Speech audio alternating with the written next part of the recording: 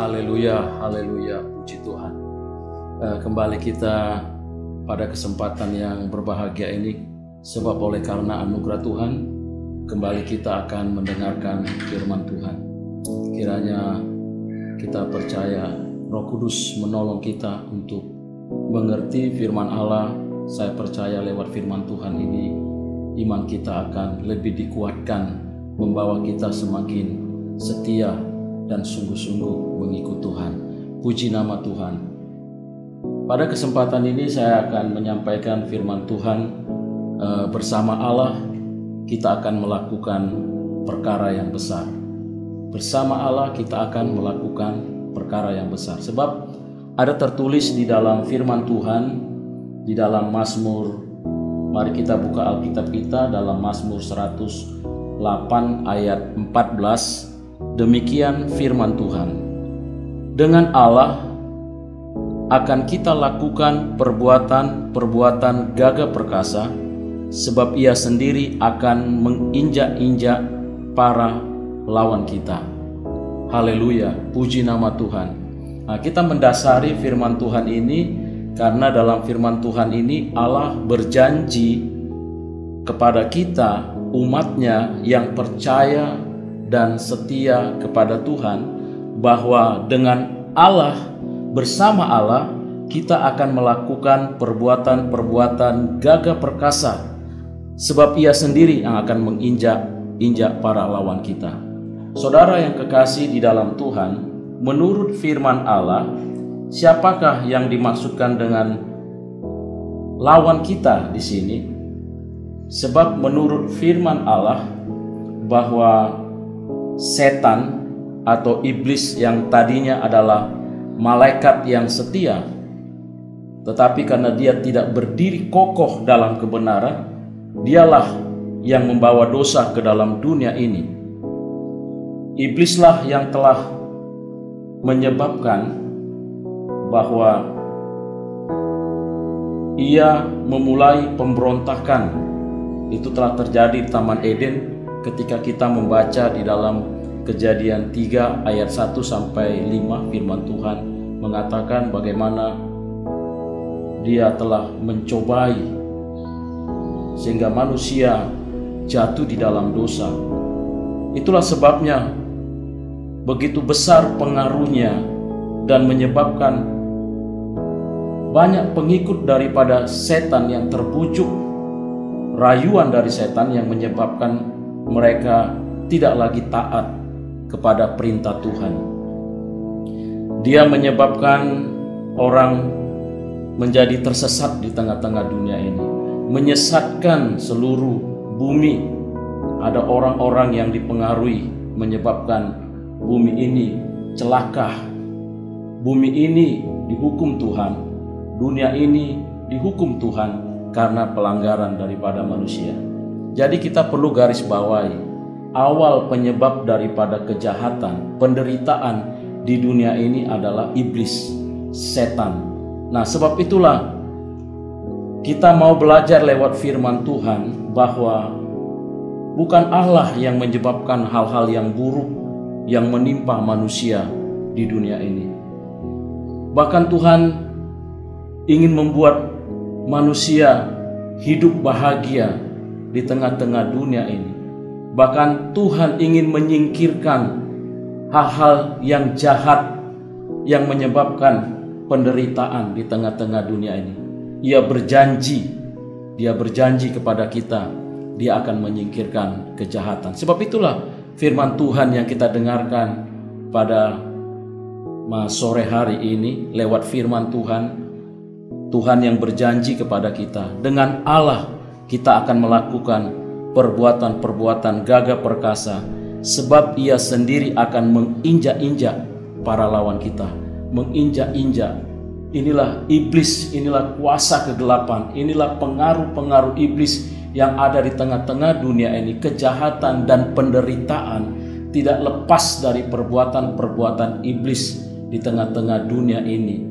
Sebab itu kita sebagai anak-anak Tuhan, bagaimana kita meresponi setiap apa yang terjadi di tengah-tengah dunia ini. Kalau Tuhan berkata hari ini bahwa bersama Allah kita melakukan perkara yang besar, artinya bahwa kita harus bersama-sama dengan Allah.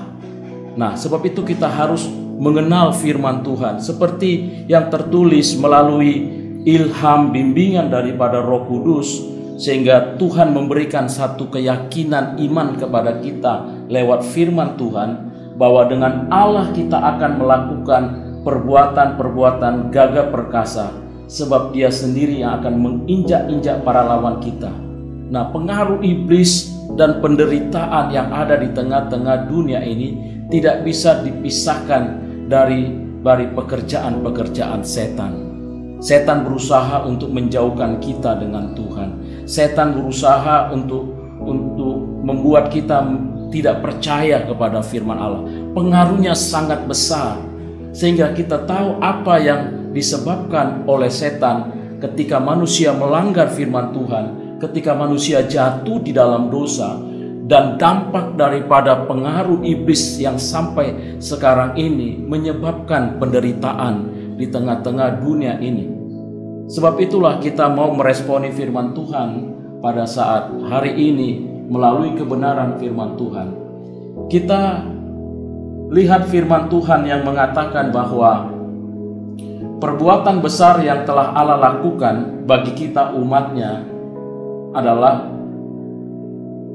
di mana katakan bahwa ada beberapa alasan yang mendasar Allah melakukan perbuatan besar bagi kita.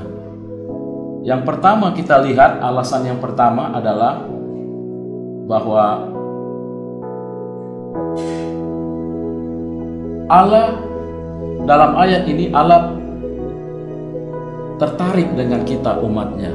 Nah, sebab itu bagaimana kita membuat Allah tertarik kepada kita umatnya, orang-orang percaya, sehingga Tuhan mau melakukan perkara-perkara yang besar kepada kita. Sebab itu pemazmur menulis demikian di ayat 108:7a katakan, supaya terluput orang-orang yang kucintai. Tuhan katakan supaya terluput orang-orang yang kucintai. Yang kedua, Allah mau menyatakan kuasanya untuk memberi kemenangan kepada umatnya. Itu tertulis dalam ayat 7b. Firman Tuhan mengatakan, selamatkanlah dengan tanganmu dan jawablah aku. Selamatkanlah dengan tangan kananmu dan jawablah aku. Nah, Allah akan menyatakan kuasanya untuk memberikan kemenangan kepada kita. Ini janji Tuhan, di mana kita akan melakukan perkara-perkara yang besar. Yang pertama, asal Tuhan tertarik dengan kita, umatnya. Kemudian setelah itu Tuhan mau menyatakan kuasanya, dan Tuhan ingin memberikan kemenangan kepada kita. Yang ketiga, Allah menggenapkan firman-Nya supaya umatnya dapat bersukacita di dalam Dia. Nah, Tuhan berjanji di dalam ayat 108 ayat 8, firman Tuhan berkata, Allah telah berfirman di tempat kudusnya, aku hendak beria-ria, aku hendak berbagi-bagi Sikem dan lembah Sukot hendak kuukur. Nah, lihat, Tuhan punya banyak cara untuk menghibur kita, untuk menguatkan kita. Di mana kita berada, Tuhan ingin supaya kita bersukacita. Baik ketika kita ada di rumah sekalipun, Tuhan berjanji, Tuhan mau menggenapi firman-Nya. Tuhan punya banyak cara untuk menghibur kita. Sebab itu kita bersyukur mempunyai Allah yang mengasihi kita. Nah, kemudian kita melihat bahwa Allah mau menggenapi firman-Nya supaya umatnya ini memiliki satu iman yang teguh dan tidak goyah di tengah-tengah penderitaan. Sebab itulah Tuhan berkata kepada kita pada hari ini, ada satu rahasia besar yang kita perlu pelajari, bahwa bagaimana kita bisa mengatasi setiap masalah, penderitaan di tengah-tengah dunia ini dengan peristiwa-peristiwa yang sedang terjadi.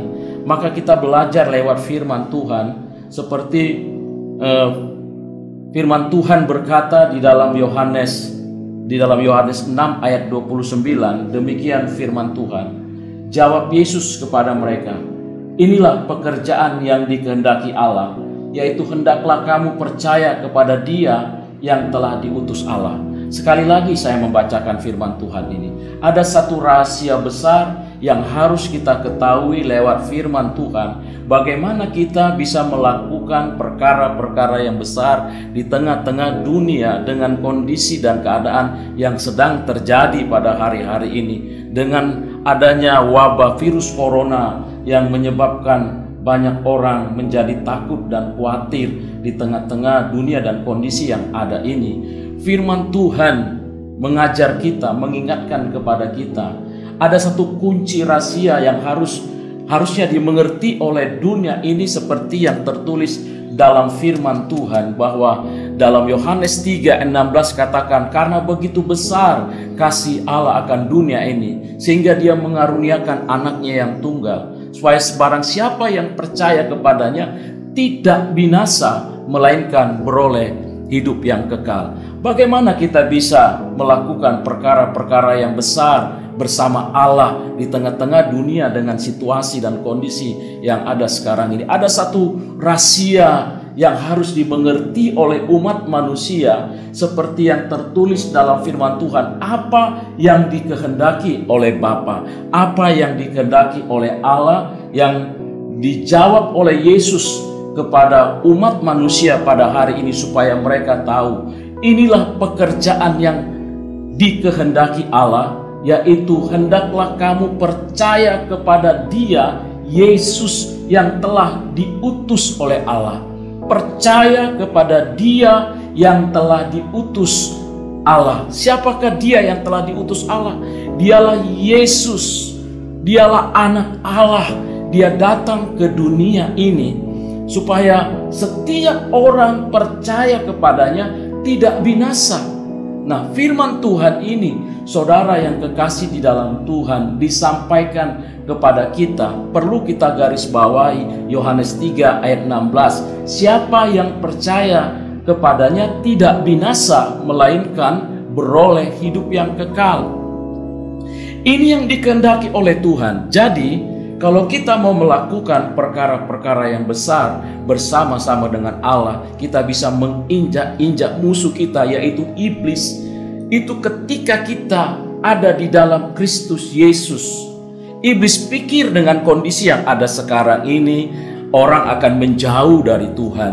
Oke lah, baik kalau kita melihat bagi orang yang percaya di dalam Yesus, bagaimana dengan situasi dan kondisi sekarang ini? Firman Tuhan mengingatkan kepada kita, bagi yang sudah percaya kepada Yesus, saya percaya di balik semua ini ada rencana Tuhan yang besar, supaya gereja berdampak, gereja menjadi terang, gereja menjadi saksi. Sebab itulah gereja harus benar-benar hidup sesuai dengan firman Allah, seperti yang tertulis di dalam Filipi pasal 2 ayat 12 dikatakan bahwa hendaklah kamu mengerjakan keselamatan itu dengan takut dan gentar. Kerjakanlah keselamatan itu dengan takut dan gentar. Nah, kalau gereja mengerjakan keselamatan dengan takut dan gentar, sungguh-sungguh hidup di dalam Tuhan, maka gereja akan berdampak, gereja akan menerima kuasa seperti yang dijanjikan oleh Tuhan. Gereja akan menjadi berkat, nama Tuhan dipermuliakan. Sebab itulah apa yang harus dilakukan gereja sekarang ini, jemaat dan umat Tuhan. Kita berdoa dengan peristiwa yang sedang terjadi hari-hari ini. Firman Tuhan kembali mengingatkan kepada kita, inilah pekerjaan yang dikehendaki Allah. Jadi saudara yang kekasih, kita jangan lepas dari firman Tuhan bahwa apa yang sedang terjadi dalam dunia ini, kalau itu diizinkan oleh Tuhan, inilah pekerjaan yang dikehendaki oleh Allah. Itu kita garis bawahi, inilah pekerjaan yang dikehendaki Allah, yaitu hendaklah kamu percaya kepada Dia yang telah diutus Allah. Hendaklah kamu percaya. Nah, saudara yang kekasih dalam Tuhan, apakah orang sudah melakukan kehendak Allah, di mana orang harus percaya kepada Kristus? Seharusnya tengah-tengah dunia yang sedang terjadi dengan kondisi sekarang ini yang sedang dikehendaki oleh Allah, yaitu orang harus percaya kepada Kristus. Kita lihat dengan situasi yang ada sekarang ini. Banyak orang berlutut, banyak orang menyembah dengan bebas, di mana mereka bisa menyembah Tuhan baik di jalan, baik depan gereja, baik depan rumah mereka.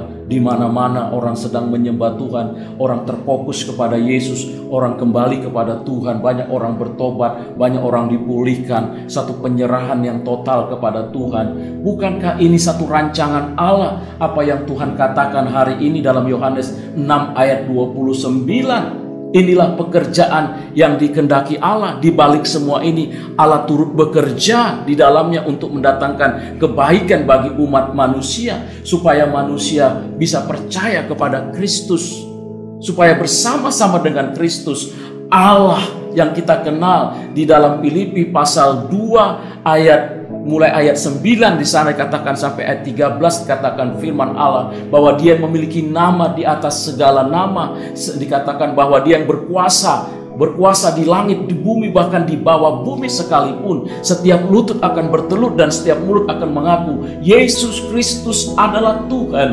Nah, ketika orang belum percaya, ketika orang tidak percaya, ketika orang tidak hidup dalam kebenaran firman Allah, Tuhan sedang mengizinkan hal ini terjadi sebelum semua digenapi. Karena apa? Sebelum kedatangan Tuhan Yesus kedua kali, Tuhan mengizinkan hal-hal ini terjadi supaya orang dapat mengenal Allah yang hidup, mengenal Yesus. Karena firman Tuhan jelas mengatakan dalam Kisah Para Rasul 12 ayat 14 katakan bahwa tidak ada nama lain di kolong langit ini yang dapat menyelamatkan, hanya nama Tuhan Yesus Kristus. Bahkan dikatakan dalam Yohanes 14 ayat 6 katakan bahwa Dialah jalan kebenaran, Yesuslah jalan kebenaran dan hidup. Tidak ada seorang pun yang sampai kepada Bapa kalau tidak melalui Yesus. Tidak ada seorang pun yang datang kepada Allah. Tidak ada satupun doa yang akan didengar oleh Allah hanya melalui Yesus Kristus. Itulah sebabnya kalau hari ini kita mau katakan bersama Allah, kita melakukan perkara-perkara yang besar. Ketika orang sujud menyembah kepada Yesus, nanti semua orang akan sujud menyembah kepada Yesus. Semua akan berlutut, semua akan bersujud, semua akan mengaku Yesus Kristus adalah Tuhan. Maka kemuliaan Tuhan akan dinyatakan, kuasa Tuhan akan dinyatakan. Saya percaya tidak ada persoalan, tidak ada penderitaan yang tidak dapat diselesaikan kalau kita bersama-sama dengan Tuhan Yesus. Sebab Dia yang memiliki nama di atas segala nama. Dia yang berkuasa atas langit dan bumi dan di bawah bumi. Tidak ada nama lain yang disembah, hanya nama Yesus. Ketika orang percaya kepada Tuhan Yesus, yang penting keselamatan abadi sudah kita miliki. Yang penting saudara, kematian itu pasti, tapi keselamatan itu pilihan. Sebab itulah kita hidup dalam Kristus, maka pilihan kita adalah keselamatan yang kekal. Sekalipun ada dalam penderitaan dalam dunia ini, kematian itu pasti dibatasi oleh waktu. Tapi satu hal jaminan bagi kita, ketika kita percaya kepada Tuhan Yesus, maka hidup kita diselamatkan. Tuhan menjanjikan satu hidup yang kekal, tinggal bersamanya untuk selama-lamanya. Sebab itu Tuhan berkata dalam Yohanes 14 ayat 1-3, jangan gelisah hatimu, percayalah kepada Allah dan percayalah kepadaku. Maka bersama-sama dengan Allah hari ini kita akan melakukan perkara-perkara yang besar. Tidak ada masalah, persoalan, musuh apapun akan takluk di bawah kaki Yesus. Dalam nama Tuhan Yesus kita akan terus mengalami kemenangan dengan satu janji pengharapan hidup yang kekal. Haleluya, haleluya, puji nama Tuhan. Biarlah jemaat GPD Manaim pada saat kita mendengar firman Tuhan ini, hidup kita diberkati, iman kita diteguhkan, kita tetap setia, sungguh-sungguh mengasihi dan melayani Tuhan. Mari kita berdoa. Bapa kami di dalam sorga, terima kasih buat firman-Mu yang sudah kami dengar hari ini. Biarlah lewat kuasa Roh Kudus menjamah setiap hati kami, setiap kami yang mendengarkan firman-Mu, baik yang di gereja, baik yang ada di rumah, dimanapun kami berada. Kami percaya Roh Kudus yang tidak terbatas berkarya dalam setiap pribadi kami. Setiap pribadi dijamah oleh Roh-Mu, dijamah oleh firman Tuhan. Hidup kami dipulihkan, hidup kami diteguhkan. Kami tetap beriman, percaya bersama dengan Allah, bersama dengan Yesus. Kami akan melakukan perkara-perkara besar. Engkau akan memprotes, Engkau akan melindungi, Engkau akan menjaga, Engkau akan memberkati setiap rumah tangga, keluarga, dan jemaat-Mu dimanapun kami berada. Inilah doa syukur kami Bapa. Kami percaya kami semua sudah diberkati oleh Tuhan lewat firman. Dalam nama Tuhan Yesus Kristus kami sudah berdoa. Haleluya, haleluya. Amin. Amin, amin, amin. Tuhan Yesus memberkati.